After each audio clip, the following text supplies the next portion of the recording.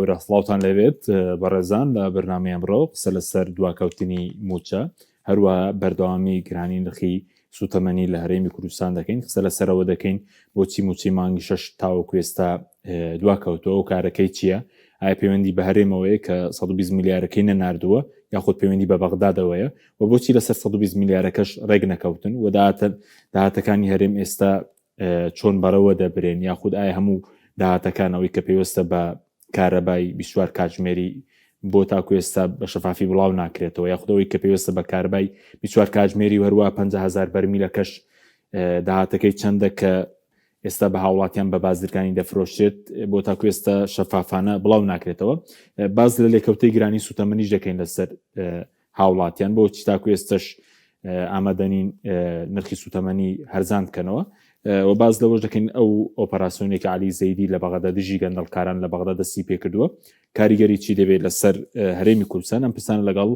بەڕێز کاوالی ئەندامی پەرلەمانی کوردستان قسەی لەسەر دەکەین کە بەڕێزیان لە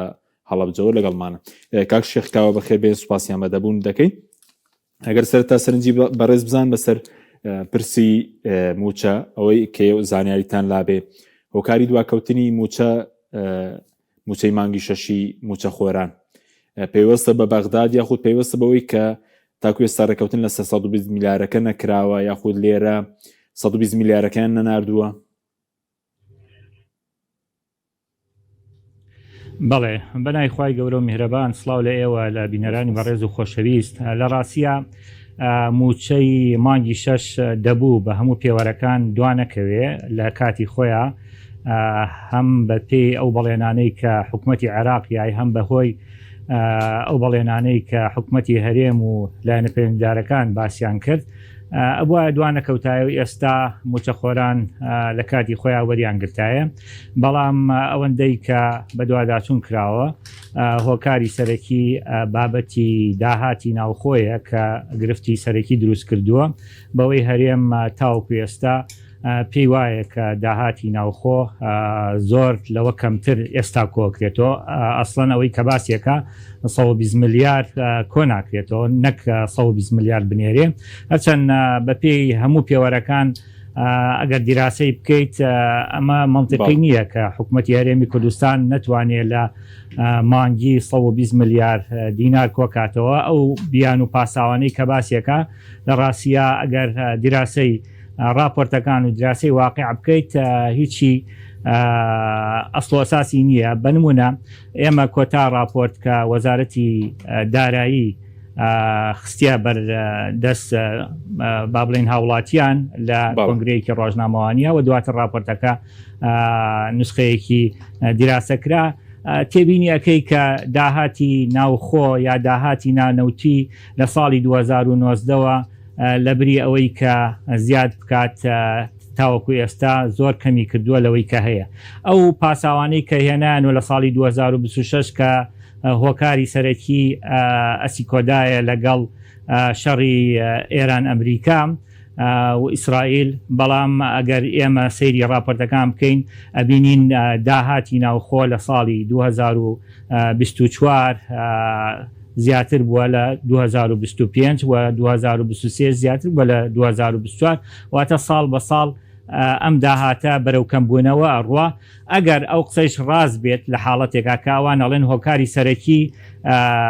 سیستەمی ئەسیکۆدایە کە لە 2026 کەوتە بواری جێبەجێکردن لەگەڵ شەڕکە لە مانگی 2026 بوو ئێمە سەیری ئەو داهاتە بکەین کە وەزارەتی دارایی بڵاوی کردێتەوە داهاتی گومرگ دابەزیوە لە بۆ نزیکەی تریلیۆنێک و داهاتی گۆمرگ دابەزیوە بۆ 600 میلیارد دینار لە ساڵی 2025 داهاتی ببورن داهاتی باش دابەزیوە بۆ 600 میلیارد داهاتی گومرگ نزیکەی تریلیۆنێک زیاترە و داهاتی ناوخۆشمان هەیە هی وەزارەتەکان کە تریلیۆنێک و 300 میلیارد دینارە ئەگەر ئێمە با بڵین هۆکارەکە ئەمانە بوو بێ ئەوە تەنها داهاتی گومرگە بێکەمی کرد بێت داهاتەکانی کە بە پێچەوانەوە هیچ هاوڵاتیەک هەیە ئێستا بڵێت وەڵام من باجم لەسەر سوک کراوە کەم کراوەتەوە یاخود هیچ وەزارەتێک هەیە کە تاوەکو ئێستا بڵێ من ئەو باجانەی کە خستومەتە سەر هاوڵاتیان لیان وەرناگرم یاخود کەمم کردوێتەوە بە پێچەوانەوە باج لەسەر هاوڵاتیان زیادی کردووە بەڵام ئەگەر تێبینی ژمارەکان بکەی سێرەکەیت لە باجیش زۆر کەمی کردووە ئەو نیسبەتە و لە داهاتی وەزارەتەکان کە هەموو وەزارەتەکانی تایە ساڵی 2024 2 تریلیۆن و 111 ملیارد دینار داهاتی هەبوو وەزارەتەکان بەڵام ساڵی 2025 دابەزیوە بۆ تریلیۆنێک و 300 ملیارد دینار هەر ئەمە خۆی تریلیۆن و 300 ملیارەکەش مانگی 110 ملیارەکات ئەگەر حسابی بکەیت ئەگەر حسابی 2 تریلیۆنەکە بکەی ئەوە مانگی 200 ملیار زیاترەکات ئەمە جگە وەکو وەزارەتی دارایی خۆی ئەڵێ ئەمە جگە لە دوو وەزارەت کە ئەویش وەزارەتی ناوخۆی لەگەڵ وەزارەتی سامانە سروشتیەکانە وەزارەتی ناوخۆش هەمومان ئەزانین کە داهاتی هاتوچۆ زۆرە یعنی ئەو بڕێکە هەیە ئەم بڕا وەزارەتی دارایی ئەڵێ تاوەکو ئێستا داهاتی ئەم دوانە ئێمە بە پێی راپۆرتەکەی خۆی نەماخستۆتە ناو داهاتی ناوخۆ و ئاگاداردین بە تەکید و ئاگاداری طبعا داهاتی سەرانە وەرگرتن و قاچاخی بردن و ئەمانەنی کە ئەو گومرگەی لە با بڵێن بردووە بۆ نیوە لە ساڵی 2019 تاوەکو ئێستا زۆر دابەزیوە و هەموو داهاتەکانی کەش بە هەماشیەوە تو ئەگەر سەیری داهاتی باج و باجی خانوبەرە بکەیت لەگەڵ باجی دەرامەتا ئەبینی ئەوش کەمی کردووە هۆکارەکەی چیە ئەمانە کەمی کردووە باجی وەزارەتەکان کەمی کردووە هۆکارەکەی ئەوەیە کە حکوومەت دەستی شل کردووە بۆ کەرتی تایبەت و ئێستا هەموو داهاتەکان ئەچێ بۆ کەرتی تایبەت ئەگەر پێویست بە نمونە بکان نمونەی زۆرمان لایە کە لەمانەی کە وەزارەتەکان لە بری داهاتەکە کۆکەنەوە بۆ داهاتی گشتی بەڵکو ئەدرێتە کەرتی تایبەت و کەرتی تایبەت زۆر سوودی لێ بینێ لەگەڵ ئەوە داهاتی گشتی داهاتی ناوخۆ بەرەو سەفر بوون ئەبرێ بەداخەوە ئەو داهاتەی کە وەزارەتی سامانە سروشتیەکان نایاتە وەزارەتی دارایی کە تەنها 50,000 بەرمیلەکە مانگانە زیاد لە 7-8 ملیارد دینارێکە و وەزارەتی ناوخۆ کە داهاتی هاتوچۆ وەزارەتی دارایی ئەڵێ ئاگاداری نیم بە پێی راپۆرتەکەی خۆی چکە لە ئاماژەی پێکردووە کە ئەمە جگە ئەو دوو وەزارەتە ئەویش ئەتوانم بڵێم زیاد لە 100 ملیارد دینارە ئەمانە هیچی دیار نییەوە وەزارەتی دارایی جورئەتی ئەوەی نییە کە پرسیار بکات کە باشە ئەم داهاتە کەنایان بە من ئەی چی لێ ئەکرێ کە من وەزارەتی داراییم ئەگەر ئەوانەی سەرانە وەرەگرن کە وەکو خۆیاڵێ ئیشی من نییە بەڵام خۆ ئەمە ئیشی تۆیە کە داهاتەکان هەمووی کۆکەیتەوە باشە کاکش دوای سەرزیاتر لە سەرداهاتی نانەوتی دەکەین ئەوەی کە پێوەستە بە موچە پێشبین دەکرد لە مەفتەی موچەکە بێ وەکو مانگی ڕابردوو لێبڕین پەیڕەو بکەن خۆ پێشی لە سەڵاتدارانی هەرێم گلەی ئەوان بودیان بە بەغدا موچەکە بنێرێ لە ساڵانی ڕابردوو با لێبڕینکە ئێستا نانەوێت لێبڕین بکرێ موچەکە بێ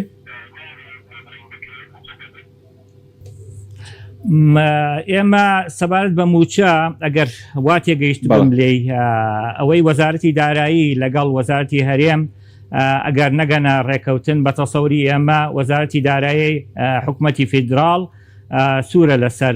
ئەو بڕە هەرچەند ئەگەر کەمی کاتەوە لە ڕاستیە لە قازانجی موچەخۆرانە چونکە حکومەتی هەرێمی کوردستان بێباکە لەوەی کە موچەی موچەخۆران بدرێ یاخود نا و ئەگەر نەدرێ ئەو بیر لە بژاردەی کە کاتەوە باشترین بژاردە بەلای ئەوەیە کە دەست بەرێ بۆ گیرفانی موچەخۆران ئەگەر هەرسەری ئەو راپۆرتە بکەین لە ساڵانی ڕابردوو تاوەکو ئێستا ئەبینین کە خەرجیەکان هەمووی زیادی کردووە خەرجیەکان هەمووی زیادی کردووە داهات کەمی کردووە خەرجی بنمونە گومرگ کەمی کردووە داهاتی گومرگ کەمی کردووە داهاتی باج کەمی کردووە داهاتی وەزارەتەکان کەمی کردووە داهاتی نەوت و نانەوتی کەمی کردووە هەموو داهاتەکان کەمی کردووە بەڵام لەولاوە ئەگەر سەیری خەرجیاتەکان بکەی خەرجی موچە کەمی کردووە لە بریەوەی زیادکە یعنی 2019 موچەخۆر چەنی وەرگرتووە 2025 لەوە کەمتری وەرگرتووە بەڵام لەولاوە هاتوون بودجەی بەکاربەر ساڵی 2019 ئەگەر بەراورد بکەین لەگەڵ ساڵی 2025 2025 کە وەکو خۆیان ئەڵێن ئێمە تەقەشوفێکی زۆرمان کردووە بەڵام خەرجی بەکاربەر خەرجی تەشغیلی گەشتۆتە 2 تریلیۆن و 700 ملیار واتە مانگی زیاد لە 230 ملیار تەنها بۆ خەرجی بەکاربەر ڕۆشتووە. ئەگەر بچی بۆ بەخشین سەیرەکەی بەخشینیشان ماگانە یاوە، یعنی لە ساڵێکان نزیکەی 50 ملیار دینارێک بۆ بەخشینە ڕوا کە هیچ با بڵێن یاسایەکە نییە کە بەخشین تایە جێگەی بکەیتەوە و هیچ لێپرچینەوەیەکی نییە. ئەگەر بچی بۆ خەرجەکانی تر بنمونە مەسەن خەرجی وەزارەتی تەندروستی بۆ دەرمان 8 ملیار دینارە لە مانگێکە، بەڵام لەولاوە ئەدێ بە کۆمپانیایەک بە ماوەی 10 ساڵ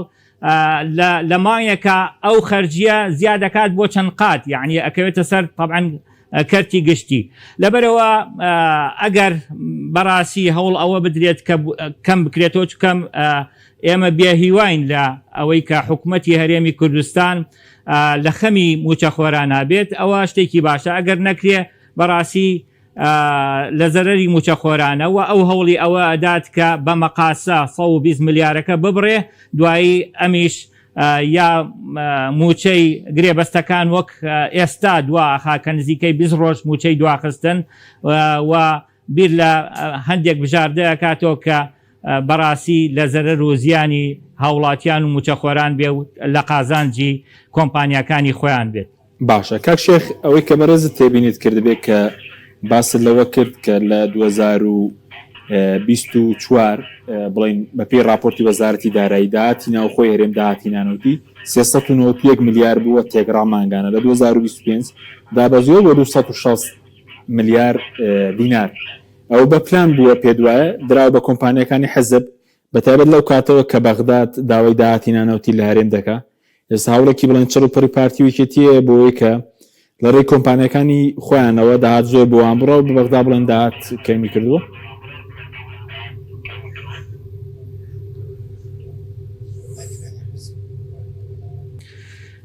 کاک حەکیمیان، ئەگەر مەبەست لە پرسیارەکە ئەوە بێت کە ئەو داهاتانە بۆ کۆمپانیا حیزبیەکان ئەڕوات، بەڕاستی بەڵێ نمونە زۆر زۆرە کە داهاتی گشتی ئێستا بۆ کۆمپانیا حیزبیەکان ئەڕوا. هەر لە ئەگەر سەیری با بڵێن وەزارەتی تەندروستی بکەین وەک باسمان کرد، ئێستا گرێبەستێکیان هەیە بۆ ماوەی 10 ساڵ و قابلی درێژکردنەوەیە بۆ 10 ساڵی دواتر واتە 20 ساڵ کە نرخی پشکنینەکان چەند هێندە زیادی کردووە. ئەگەر بچین بۆ وەزارەتی داد گرێبەستێکی هەیە لەگەڵ کۆمپانیایەکە کە ماگانە بڕێکپارەی باتێ بۆەوەی بە ئەلیکترۆنیک خانوبەرە بکەوە، دواتریش ئەم گرێبەستە بە شێوازێکی کە بۆ ئەوەی داهاتەکەی بچێ بۆ کۆمپانیەکان. ئەگەر بچین بۆ با بڵێن هات و چۆ داهاتی هاوت و چۆ کە ئێستا دیار نییە، ئەویش بۆ کۆمپانیەکانە کە ئەچێ بە شێوەیەکی گشتی. ئەگەر بچین بۆ ئێمە بۆ نەوت ئەو 50,000 بەرمیل نەوتەی کە ئەدرێت بە پاڵاوگەکان کە پاڵاوگەکان هەمومان ئەزانین کە سەر بە چ لایەنێکن لە هیچ دەڤەرێکە لە هیچ زۆنێکە، نە زۆنی ئەولا نە زۆنی ئەملا، هیچ کەسێک ناتوانێت پاڵاوگەن دانێ فەرمی بێ یاخود نافەرمی بێ ئیلاوەکووە بێت دەسەڵاتدارانی هەردوولا لە پشتیەوە بن ئیلا بێ پشتی ئەویان هەبێ. لەبەرەوە ئەبینی داهاتی نەوتیەکە بۆ ئەوانە ڕوە. ئەگەر بچی بۆ کارەبا پێش ئەوەی کە پرۆژەی ڕووناکیش هەبێ، داهاتی کارەبا لە ساڵی 2025 بە پێی وتەی خۆیان زیاد لە 500 ملیار دینار بووە لە ساڵەکە. ئێستا وە خەرجیاتی طبعاً خەرجیاتی هەروەکو خۆی بووە، ئێستاش خەرجیاتی هەروەکو خۆیەتی، بەڵام داهاتەکەی زۆر زیادی کردووە و نرخەکەشی زیادی کردووە لەسەر هاوڵاتی. ئەبینین بەڵام لەگەڵ ئەوە وەزارەتی داراییاڵێ داهاتی من کەمی کردووە. ئەگەر بچی بۆ هەر وەزارەتێک لە وەزارەتەکان بەڕاستی ئەبینیت دراوەتە کەرتی تایبەت، و ئەگەر بچین بۆ پرۆژەکان ئەوە توانم بڵێم کاریسە لەوێ ڕووداوی عجیب ڕوویداوە کە ئەگەر بێت و مقارنەی کەی بە بەغدا، ئەوانەی کە ئێستا لەسەر گەندەڵی گیراون لەوێ، ئەوانەی کە لەسەر گەندەڵی گیراون لەسەر ئەم بابەتانە، ئەوەی کە گرێبەستیان کردووە بەڵام گرێبەستەکەیان شەفاف نەبووە، یاخود گرێبەستیان کردووە گرێبەستی وەهمی بووە، یاخود گرێبەستیان کردووە ڕاستەوخۆ لەگەڵ کۆمپانیایەکە پشتیان هەبووە. ئەمانە هەمووی لە هەرێم هەیە بە شێوازێکی کە بنمونە ئێمە پرۆژەمان هەیە 200 ملیار یا 300 ملیاری تێچێ ئەدێ بە کۆمپانیایەک ڕاستەوخۆ بە 400 ملیار. دوایەم کۆمپانیا بانکن ئەڵێن چەند فەقەرەیەک و بۆ زیاوەکەین بەڵام پرۆژەکە و بودجەکەی بۆ زیاوەکەین. طبعا ئەمە هەمووی بەبێ تەندەر، هەمووی بەبێ کێبڕکێ و هەمووشی کۆمپانیای حیزبیە، یعنی هیچی کەس ناتوانێت ئەم پرۆژانە وەرگێ کە خۆیان تهدیدی نەکەن تا پرۆژەکەی بۆ گەێنە 600 و 700 ملیار. لەبەرەوە پرۆژەی وەهمیم ئەگەر بێتە سەر ئەم بابەتانە ئەمانەشمان هەیە. لەبەرەوە ئەگەر بچینە سەر زەوی تاڵانکردن ئەوە هەر زۆرە، یعنی ئێستا ئەتوانم بڵێم لە هەرێمی کوردستان پرۆژە نییە، ئەمە لە قسەی بەرپرسان خۆیانەوە لە قسەی نوێنەرەکانی خۆیانەوە پرۆژە نییە کە لەوە بەریهێنانە دەسی بۆ نەبێ ئیلا بێ پشکی ئەوانی تیابێ یاخود ئیلا بێ بە پشگیری ئەوان بێوە زەویەکەی بەتاڵان ببرێ لە ئەم بابەتان. لەبەرەوە ئێستا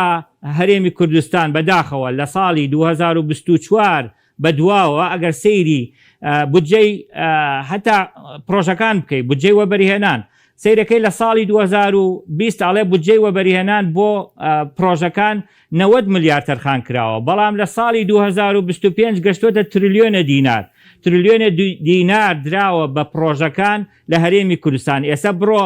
کۆمپانیاکان بدوێنە ئەوانەی پرۆژیان هەیە هەر لەم هەڵە بجەوە بیان دوێنە بزانە لە ساڵی 2025 چەندێک خەرجی کراوە بۆ ئەم کۆمپانیانە، بزانە نیسبەی ئەوە لە 100.5 کراوە بۆ ئەم پارێزگایە. ئەگەر بچی بۆ پارێزگای سلێمانی و بچی بۆ حتا پارێزگای هەولێر و بچێت بۆ پارێزگای دوهۆکیش لەگەڵ ئیدارەکان هەر هەماشتە، بەڵام هاتوون چەند کۆمپانیایەک ئەم بابەتیان بۆ تهدید کردووە و کردویانە بە قەرز لەسەر حکوومەتی هەرێمی کوردستان لەسەر کەرتی گشتی بۆ دەوڵەمەندکردن و قەبەکردنی کێ کۆمپانیەکانی خۆیان. باشە کاک شێخ ئەوەی کە بەڕێزت باست کرد لە راپۆرتەکەی وەزارەتی دارایی هەرێم بەی شێک باسی داهاتی کارەبای 24 کاتژمێری ناکە کە بەڕێزت بە نزیکەی 100 میلیاردەی خەمڵێنی 100 میلیارد دینار داهاتی هاتوچۆ باز ناکە، داهاتی و 50,000 بەرمیلەش چەندەوە ئایا هیچ باسی ناکە ئەو سێداهاتە؟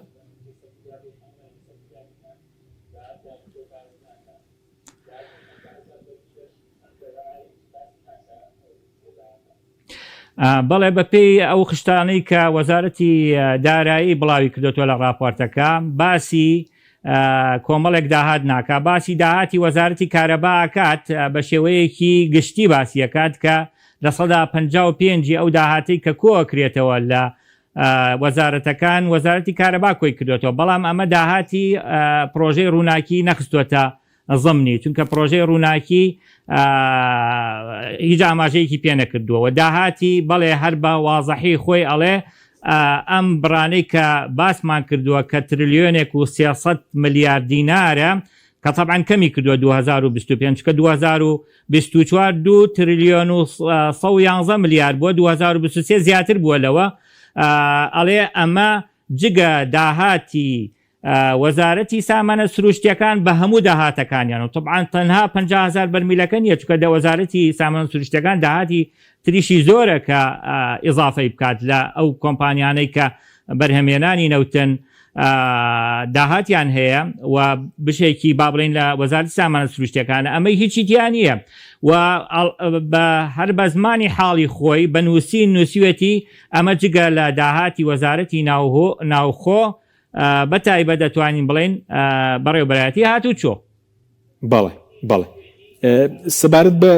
پرسیارێکتر لەسەر موچە بکەین، ئەگەر کێشە دروست بکەن دەسەڵاتدارانی هەرێم کێشە بڵین ئەگەر 120 میلیارەکە ڕادەز نەکەن و ئەگەر مەقاسە بکرێ دووبارە کێشە بۆ پێدوای بۆ گرێبەستەکان دروست بکەنەوە یا خوچارە سەر چیە بۆ حاڵەتە یەکلاکردنەوەی داهاتی نانەوتی لەگەڵ بەغداد و هەم هاتنی موچە لە کاتی خۆی و هەم دابشکردنی موچە لە کاتی خۆی بۆ مامۆستا و فەرمانبەرانی گرێبەستی لارێن.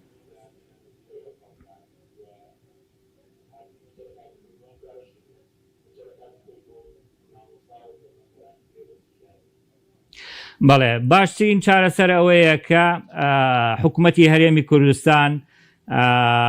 دەست نەبا بۆ هیچ لە موچەی موچەخۆرانی هەرێمی کوردستان. بەڕاستی ئەگەر دەست بەرێت جارێکی کە بۆ ئەم بابەتە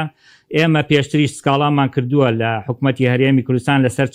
چەند بابەتێک یەک لەوانە لە دوو موچەکە سکاڵامان کردووە و ئەم لەسەر لێبڕینی لە سەدا سێکە سکاڵامان کردووە کە نایاساییە و لەسەر ئەم بابەتش ئێمە بەڕاستی بێدەنگ نابین لێ و پێویستە هاوڵاتیانیش بە تایبەتی موچەخۆران بێدەنگ نەبن لەسەر ئەم بابەتە. حکوومەتی هەرێمی کوردستان هاتووە موچەخۆران بە تایبەتی موچەخۆرانی هەمیشەیی شارستانی کە نزیکەی لە 35 موچەخۆرانن کە زۆر یعنی زۆری نەژنین لە 65 ئەوانن کە لە دەرەوەی با بڵێن ئەمانن کە پلە بەرزکردنەوەشی ڕاگرتوون کە چەندین ساڵە پلە بەرزکردنەوەی ڕاگرتوون کە زوڵمێکی و ستەمێکی گەورەی لێکردوون تەنها هی ئەم لە 35 ڕاگرتووە هی ئەوی کە هەمووان نەزانین گرێبەستەکان یعنی هیچ پلە بەرزکردنەوەیەکیان نییە بابەتێکی مەقتوعە بۆیان دانراوە کە ئەوشیان پێڕەوا نابینێ و دوایان ئەخا و چەند مایەک هەندێک جار وەریان نەگرتو هەندێک جاریش پاشەکەوتێکا بۆیان هەمومان نەزانین بابەتی شەهیدان و بابەتی کاروباری کۆمەڵایەتی ئەمانەش بە هەمان شێوە با بڵێن پلە بەرزکردنەوە شمولیان ناکاهی خانەنشینی هەم شارستانی کە لە 30 لەگەڵ خانشین سەربازی پلە بەرزکردنەوە شمولیان ناکا و موچەخۆری سەربازی ئەمانە پلە بەرزکردنەوەیان ڕانەوە ساوە کەواتە هەستامەکە هەموو دائیم لە ئەم موچەخۆرانە ئەکرێت لەبەر ئەوە ئەم جارش پێویست بەوە کات کە کەس بێدەنگ نەبێ لەم بابەتە و حکوومەتی هەرێم هەموو کەس دەزانێت کە ڕاز ناکالەوەی کە ئاڵێ داهات نییە پێویستە دەست بەرێ بۆ گیرفانی کۆمپانیەکانی خۆی کە هەموو داهاتی گشتی ئەچێ بۆ ئەوان پێویستە دەست بەرێ وەزارەتی دارایی بۆ بودجەی وەزارەتی سامانە سروشتیەکان کە تاوکو ئێستا لەو 50,000 بەرمیل نەوتە زیاد لە 800 میلیۆن دۆلار داهاتی هەبووە کە وەزارەتی دارایی خۆی بە زمانی حاڵەڵێ من ئاگام لێ نییە و نرخی بانزینی زۆر بەرز کردوێتەوە ئەگەر ئێمە تەنها بە 750 دینارەکەش حساب بکەین لەگەڵ داهاتی تاعاان گازوایل و داهاتی نەوتی ڕەش ئەمانە بە نرخە پێشوەکەش حسابیکەینەوە زیاد لە 800 میلیۆن دۆلارێک داهاتی هەبووە دیار نییە ئەبێ دەستبەرێ بۆ داهاتی هاتوچۆ کە نەچێ بۆ کۆمپانیەکان ئەبێ پێداچوونەوە بە گرێبەستەکانە بکرێ بەڕاستی ئەو گرێبەستانەی کە ئەکرێت لەگەڵ کۆمپانیەکانە کە ئەمڕۆ ناسبەی بەڕاستی هەر ئەکرێت ئەمە و ئەوانە ئەکەونە بەر با بڵێن ئەو سزایی کە لە ئایندا تووشیانە بێت چکەوازانن ئێستا بۆی دەرەچن بەڵام خوای گەورە مۆڵەت ئەدا بەڵام هەرگیز زوڵم و ستەم لە کەس قوڵ ناکە. باشە کاشە باسی سوتەمەنیت کرد ئەو بەرزبوونەوەی کە لە نرخی بنزینە هەیە هۆکارەکە هەر پەیوەندی بە قۆرغکاریەوەیە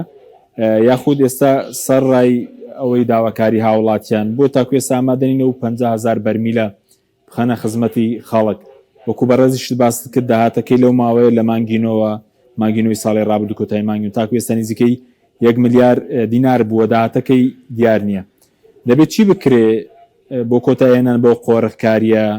بۆ ئەرزانکردنی نرخی بنزین بۆ ئەو 50,000ش بخرێتە خزمەتی خەڵک لە بنزین لە نەوتی سپی لە بەرهەمە نەوتەکانی دیکە.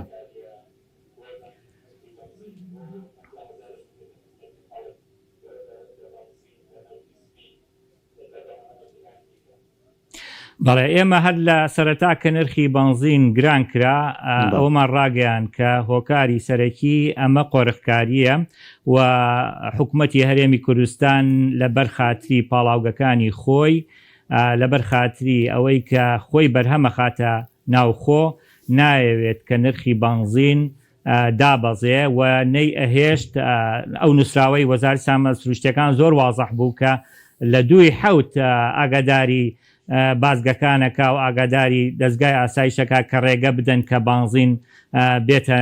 ناو هەرێمی کوردستان بۆ ئەوەی نرخی بنزین دابەزێت تا و فترە کە نزیکەی 2 هەفتە بە پێی حساباتێکی سەرەتایی نزیکەی ئەو 2 هەفتە هاوڵاتیان بە حکومەتیشەوە طبعاً یەک لەم بابەتانە کە حکومەت هەموو جارێک خۆشیە کاتە قوربانی چونکە دڵی بە حکومەت ناسووتێ دڵی بە کەرتی گشتی ناسووتێ ئەی کاتە قوربانی کەرتی تایبەت هەر بە نمونە وەزارەتی دارایی ئەڵێ من 8 ملیار دینار مانگانە دائانێم بۆ کڕینی سوتەمەنی لە بۆ فەرمانگەکانی خۆم فەرمانگەکانی حکومەتی هەرێم ئەگەر دیقەت بدەی یا ئەگەر بە دوواداچوون بکەی کە پێشتر من خۆم لە ئیدارە ئیشم کردووە سوتەمەنی بە نرخی نفسی نرخی بازرگانی ئەکڕێ بۆ با بڵێن فەرمانگەکان کەواتە کە تۆ ئێستا پێشتر بە 800 دینار یا 820 دینار ئێستا کڕیوتە بۆ دائیرەکانی خۆت ئێستا لە هەولێر بە 1975 دینارە لە سلێمانیش بە 1000 دینارە کەواتە ئێستا نزیکەی 300 بۆ 350 دینارێک تۆ پارەی زیادە لە حکوومەت وەرەگریت ئەیدەیتە دەست کوێ ئەیدەیتە دەست کەرتی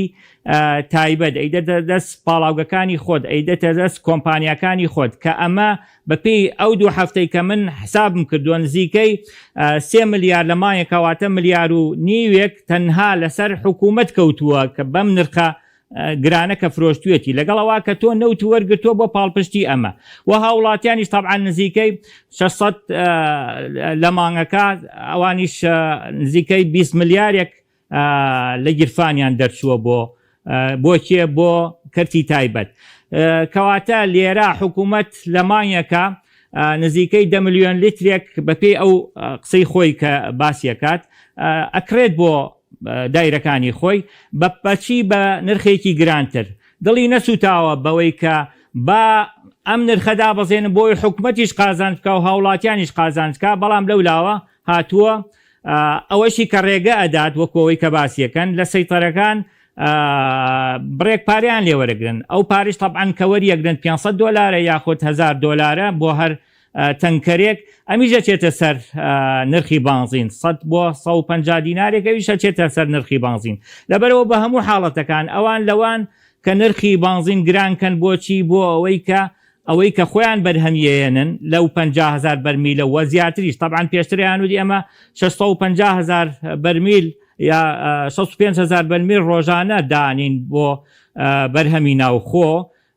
کە کاتێک خۆیان نەوتیان هەناردەیە کرد کەواتە 65,000 بەرمیل ئەگەر بەشی کردبن 50,000 بەرمیل بڕێکی کەمی ماوە کە بەشی هەموو هەرێمی کوردستان بکات لەو 15,000 کە دێت ئەیانتوانی نرخی بانزین لە نزیکەی 500 بۆ 600 بەشێکی زۆری با بڵێن جێگیر بکرایە و بەشێکیشی زۆرترینی بە 450 جێگیر بکرایە جا ئەمە ئەکەونە هەڵەیەکەوە کە حکومەتی عێراقی بەداخەوە کە ئەماڵێم حکومەتی عێراقی زۆر جار هەندێک تەڵەی داناوە بۆ حکومەتی هەرێمی کوردستان بەڵام حکومەتی هەرێمی کوردستان تەنها بیری لەوەیە کە کۆمپانیەکانی خۆی دەوڵەمەند بکە خۆی سوودمەند بێ بیری لە ئایندە نیە بیری لە بڕیارەکانی ئایندە نیە بیری لەوە نییە کە دوایی هەرێمی کوردستان تووشی چی ئەبێت یەکێک لە ئەو بڕیارانەی یا ئەو خاڵانەی کە باس کراوە لە بڕیاری ژمارە 550 لە حەڤەی حوتی 2025 کە ڕێکەوتنی بینی حکومەتی هەرێم و حکومەتی عێراقی بوو ئەوە بوو کە ئەم 50,000 بەرمیلە بدرێ بە هەرێمی کوردستان طبعاً لەسەر داوای هەرێمی کوردستان خۆی کە پێشتر ئەوان داوای ئەوان کردبوو کە خۆمان ئەینێرین و بە نرخێکی پاڵپشتی کراوە ئەمان داوای 50,000 بەرمیلیان کرد کە بۆمان بکەنە 50,000 بەرمیل ئێوە علاقەتان نەبێ بەڵام لە خاڵەکە ئەوەی باس کردووە کە ئەمە نرخی گواستنەوە لەگەڵ نرخی دەرهێنان ئەمە عایدی هەرێم خۆیەتی بەڵام پێویستە داهاتی ئەم 50,000 بەرمیلە بگەڕێنێتەوە بۆ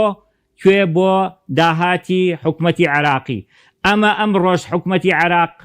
قسەی نەکردووە بێگومان بە لای خۆی بەخاڵ هەموو ئەوانەی کە ئاماژەی پێکراوە حتا موچەکان کە پێشتر تەمیلی کردووە لە ساڵەکانی 2018 بەرەو دواوە بگرە لە پێشتریش هەمووی بە قەرز لەسەر حکومەتی هەرێمی ئەژمار کردووە وای داناوە کە ئەمە قەرزە لەسەر حکومەتی هەرێم لە بودجا ئەمە جێگیری کردووە کە ئەمانە قەرزە لەسەر حکومەتی هەرێمی کوردستان بەڵام حکومەتی هەرێمی کوردستان بەداخەوە بیری لە ئایندە نیە بیری لە خەمی هاوڵاتیان نییە، بیری لە قوارەی هەرێم نییە، خەریکی لاوازکردنی هەرێمی کوردستانە بۆچی بۆ دەوڵەمەندکردنی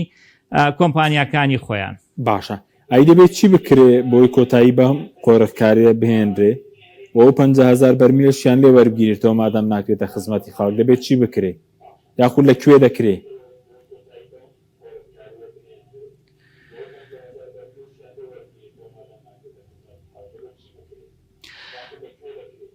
بەڵێ سەبارەت بە هەندێک لەم پرسانە بەڕاستی ئێمە تەنها ئێستا ئەوەمان لەبەردەستە، چونکە هەمومان نەزانین هەموو دامەزراوە چاودێریەکان یاخود پەکی خراوە یاخود خراوەتە ژێر هەژمونی حیزب. ئەگەر سەیری پەرلەمان بکەی ئەوە ئەزانین کە پەرلەمان ئێستا هیچ دەورێکی نییە و پەرلەمان نەیانهێشتووە ڕۆڵی خۆی ببینێ بۆ ئەوەی کە ئەم کارانە بەدواداچوونی بکات، لێپرسینەوە بکات، وەزیرەکان بام بکات. ئەگەر سەیری بکەیت لەو کاتێک کە پەرلەمان نییە ئەم بابەتانە زۆر سەیری هەرە و داهاتانی وەزارەتی دارایی بکەین لە ساڵی 2023 زۆر جیاوازتر بووە لە ساڵی 2025 و زۆر جیاوازتر بووە لە ساڵی 2024. ئەگەر سەیری پرۆژەکان بکەین بە هەماشیەوە، سەیری گرێبەستەکان بکەین بە هەماشیەوە، چونکە ئەگەر چی پەرلەمان لاواز بوو لە ڕابردووە، زۆریش لاواز بوو، بەڵام بوونەکەی هەر خۆی هەندێک لێپرسینەوەی هەبوو، هەندێک بە دوواداچوونی هەبوو، هەندێک زانیاری زیاتر ئەخرایە ڕوو. پێویستە ئێمە بەڕاستی کار لەسەر ئەو بابەتانش بکەین. دەستەی دەستپاکیە ئەبینین 8 ساڵە 9 ساڵە پەکی خراوە و بەتەواوەتی خراوەتە ژێر پرسیارەوە. ئەگەر سەیری دیوانی چاودێری بکەیت، دارایی بکەیت، 3 ساڵە ناتوانێت هیچ راپۆرتێک بکات لەبەرەوەی سەرۆکی دیوانی چاودێری خانشین بووە نزیکەی 3 ساڵە. ئەگەر سەیری دەستەی مافی مرۆڤ بکەیت بە هەمان شێوە. ئەگەر سەیری ئەنجومەنی دادوەری بکەیت کۆتا، سەیرەکەی لە مانگی 5 خۆی سەرۆکی ئەنجومەنی دادوەری دەسەڵاتی خۆی یاخود با بڵێن کارەکانی خۆی درێژەکاتەوە کە خانەنشینە بێ، کە ئێستا ئەوەی بکە باسەکرێت نە ئەولا ئاگاداری ئەملایە نە ئەملا ئاگاداری ئەولایە، بەداخەوە یعنی دەسەڵاتەکانیان بەتەواوەتی کردوێتە دوو ئیدارەیی بۆ ئەوەی کە بەڕاستی ئەتوانم ئەوە بڵێم کە حەز ئەکەن هەردوو لایەن کە حکوومەت هەر بەم شێوە بمێنێ بۆ ئەوەی دەسەڵاتی مطلقی هەبێ، نە لێپرسینەوە هەبێ، نە هیچ شتێک، خۆیان بە ئارەزوی خۆیان بتوانن دەسەڵاتەکانی پەرلەمان، دەسەڵاتەکانی ئەنجومەنی دادوەری، هەموو دەسەڵاتەکان لای خۆیان قۆرەخ بکەن و بە مزایەدەش بەدەستکەوت بە هاوڵاتیانی بفرۆشنەوە. لەبەرەوە پێویستە هاوڵاتیان بەڕاستی زۆر جارەڵێن ئەم داتانەی کە ئێوە باسیەکەن هەمومانەی زانین، ئەم داتانەی کە ئێوە قسەی لەسەرەکەن هەمومانەی زانین، پێویستە کە هەنگاوی عملی بنرێ، بەڵام بەڕاستی پێویستە هاوڵاتی وشیار بێ. ئەمە تەنها لە ئێستا کافی نییە کە چەند کەسێک قسەکات، پێویستە هەمووی قسە بکە. کاتەکەشمان کەمەوە، بەڵام سەبارەت بە ئەو پرۆسەی کە لە بەغداد دەستی پێکردووە بۆ ڕوبەڕووبوونەوەی گەندەڵی، چەندە گرینگە لێرە جەست پێ بکە، یاخود لەبەرەوەی کە بەڕێز داماژت پێکە دێمە پەرلەمانمان پەکی کەوتووە، سەرۆکی دیوانی چاودێری داراییمان بڵێن دانەنراوە، سەرۆکی دەستەی سپاکی ماوەی بەسەر چووە، ئەوە سەرۆکی دەستەی مافی مرۆڤ ماوەی بەسەر چووە، ئەنجومەنی کۆمیسیارانە و حکوومەت کاربەڕێکەرە، ناتوانێت لێرەش پرۆسەکە جێبەجێ بکرێ و دەسەڵاتی دادوەری لە قەیراندایە.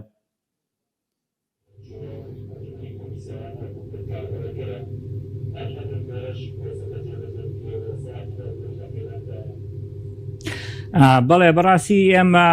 چەند دۆسیەکمان جوڵاندووە لە دەستەی دەستپاکی حەوت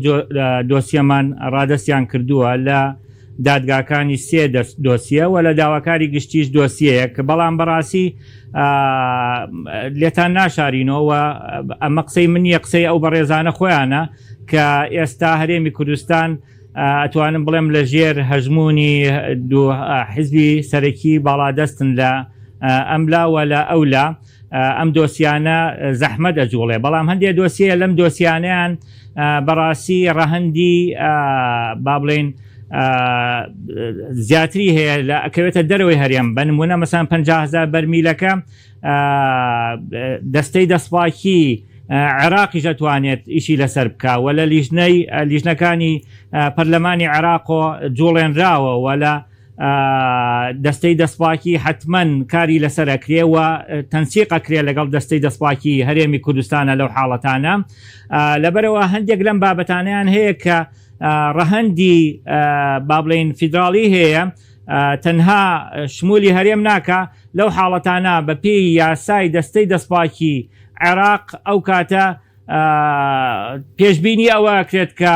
تەدەخل لەوێەوە بکرێت چونکە تاوەکو ئێستا بە پێی هەم دەستور هەم بە پێی یاساکان یاسای دەستەی دەسپاکی هەرێمی کوردستان و بە پێی یاساکانی پەرلەمانی کوردستان زۆرێک لەم بابەتانە تەنها لە سنووری هەرێمی کوردستانە دامەزراوەکانی هەرێمی کوردستان دەتوان کاری لەسەر بکەن هەم پەرلەمان هەم دەستەی دەسپاکی هەم دیوانی چاودێری دارایی بەڵام ئەو بابەتانی کەیان بەڕاستی تەدەخلی تیا ئەکرێ لە ئایندا ئەگەر بەهۆشی خۆیان نێنەوە ئەگەر ئەویان لە بەرچاو نەبێت کە میلەتەکە لەم نەهامەتیاژی و چاوبەسیان طبعاً ئەوانەی دەوروبەرین بە تایبەتی ڕاوێژکارانی ئەو بەرپرسانەی سەرەوە دنیایان لێ کردوونەتە شامی شەریف هەندێک جار پیان ئەڵێن کە ئەبێت ئەوانیش چاو لە هەرێمی کوردستان بکەن لە چۆنێتی ڕوبەڕووبوونەوەی گەندەڵی ئاوایان تێگەیاندون و وایان پێوتون کە لای خۆیان طبعاً لای بەرپرسانی هەرێمی کوردستان کە هەرێمی کوردستان ئێستا لە وەزعێکایە هیچ گرفتێکی نییە لە ڕووی چاکسازیەوە لە بەسترین ئاستایە ئەبێ عێراق چاوی لەسەر بکە بەڵام ئەگەر بەهۆش خۆیان نێنەوە بەڕاستی لە ئایندا هەم ئەمانە ئەبنە هۆی لاوازکردنی هەرێمی کوردستان و بۆ حاڵەتێکی ئەبن ئەتوانم بڵێم خۆشیان پەشیمانە بنەوە نەک تەنها میلەت و تەنها لایەنەکانی تریش بەڵێ سەبارەت بە دۆخی ناوخۆی هەرێم لێرە کە بەڕێز باسی خستنی یاخود پەککەوتنی دامەزراوەکان کرد لە ماوەی ڕابردوو جارێککەوتنێک ڕاگەنە لە بینی پارتی و بڵێن لە بینی یەکێتی و نەوەی نوێ باسی گۆڕینی باردۆخی کوردستانیان دەکرد ئاوردانەوە لە هاوڵاتیان دەکرێت ئەوان سەرەتا لێر لە سنووری خۆیان دەست پێ بکەن ئەگەر مەبەستیان بێ بۆنم لارزانکردنی بەنزین بێ سەروەری دادگاکان بێ گێڕانەوەی داهات بێ مڵکی گشتی بێ ئەگە بیانەوێ دەسەڵاتیانێ لە ناوچە دەتوان دەست پێ بکەن بەبێ پارتیش ئەگەر مەبەستیانەوە بێ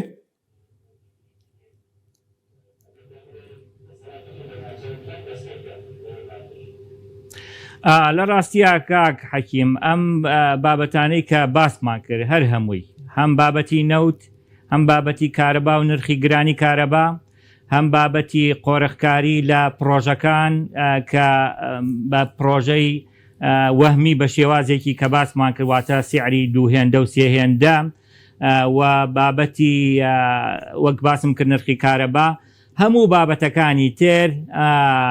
بە ڕەزامەندی هەردوو لایەنی پارتی و یەکێتی کراوەواتە ئەوەی کە لە سنووری دەسەڵاتی پارتی ئەکرێ هیچی ئەگەر با بڵێن کەمتر نەبێت لە دەسەڵاتی یەکێتیش ئەوەندە ئەکرێت لەم قۆرەخکاریانە واتە لەم هەردوو سنوور ئەم کارانە ئەکرێ ئێستا ئەگەر بیانەوێ بەڕاستی ئەگەر بیانەوێ یعنی بە جدیان بێت کە ئەم بابەتانەی کە باسیەکەن ئەمانەوێت لە حکوومەتی داهاتووە حکوومەتێکی کارای خزمەت گوزاری بێت هەردوو لایەن باسەکەم پارتی و یەکێتی ئەگەر بیانەوێ حکوومەتێکی خزمەت گوزار بێ ئەبێ ئێستا دەست پێ بکەن دەست بەرن بۆ ئەو بابەتانەی کە لە سنووری دەسەڵاتی خۆیانە بەبێ ئەوان هیچ لەم هەنگاوانە نادرێت لە بێ ئەوان پرۆژە ئەگەر پرۆژەیەک لە سنووری سلێمانی یاخود هەڵەبجە بەبێ تەندەرین درابێت مانای وایە ئەم بەبێ دەردرابێ بە کۆمپانیای و کۆمپانیاکەش ڕەبتی بەوە هەیە وەسیعری ئەگەر پرۆژەکە 100 ملیار بێت درابێ بە 200 ملیار هیچ جیاوازیکی نییە لە هەولێریش بە هەمان شێوە بێ و بە هەمان شێوە نرخەکانی کەش بەم شکڵێ واتە ئەگەر بیانەوێ ئەمە جێبەجێکەن ئەتوانن لە ئێستاوە هەردوو لایەن دەست پێ بکەن ئەمە بۆ میلەت ئەگەر بیانەوێ با بڵێن قسەی حەق و ڕاست و دروست بکەن و مزایدە نەبێ بەسەر هاوڵاتیانەوە ئەوە ئێستا ئەتوانن لە هەردوو لایەن چ لە سنووری پارتی کە خەمی وڵات و خەمی هەرێمی کوردستانیان هەبێت دەست پێ بکەن و لەم سنوورش بە هەمان شێوە دەست پێ بکەن و کەسیشیان مزایدە نەکەن بەسەر هاوڵاتیان و بەسەر لایەنەکانی کەوە حەزەکەم یەک خاڵباز کەم زۆر جار کە باسیەکەن ئەڵێن لایەنێک با پەرلەمان کاراکەینەوە ئەگەر ئەوەی نێتە پێشەوە واو ئەمە بەڕاستی هەردوو لایەن بە ئیتیفاق پەرلەمانیان پەکخست هەردوو لایەن ئێمە چەند جارێک 3 جار تاوەکو ئێستا بە فەرمی بانکێش کراوین کە پەرلەمان دەستەی سەرۆکایەتی هەڵبژێرین لیژنەکان دیاریکەین هەڵبژێرین هەر 3 جارەکە بە ئیتیفاقی هەردوو لایەن نیسابیان پەکخست و نیان هێشتکە پەرلەمان کارا بێتەوە ئێستا کە ناکۆکن ئەوە جیاوازە لەسەر لە ناکۆکیانە پەرلەمان پەکەخەن وەلە ڕێکەوتنیشانە پەرلەمان پەکەخەن بۆ چونکە پەرلەمان ئەتوانم بڵێم کاریگەریەکی ئەگەر زۆریشی نەبێ کاریگەری هەیە کە ئەوان ئەو قۆرخکاریە لە هەردوولانەکەن باشەکە شێخ دوخولەکمان ماوە سبارەت بۆ ئۆپەراسیۆنی ڕۆبەڕووبوونەوەی گەندەڵی کە لە بەغدا دەستی پێکردووە وەوەی کە بەداچوونت کرد بێ جۆری گەندەڵەکانیش لێرە بڵێن گەورن ئەوەی کە لە پرۆژەکان کراوە و ئەگەر ڕۆژێک ئۆپەراسیۆنە دەست پێ بکرێمەش باخی بەرپرسان دەبینین ئەو پارەی گەورەی لێبێ وەکۆی لە عێراق ڕوویدا بە کورتی بێ سپاس دەکەم.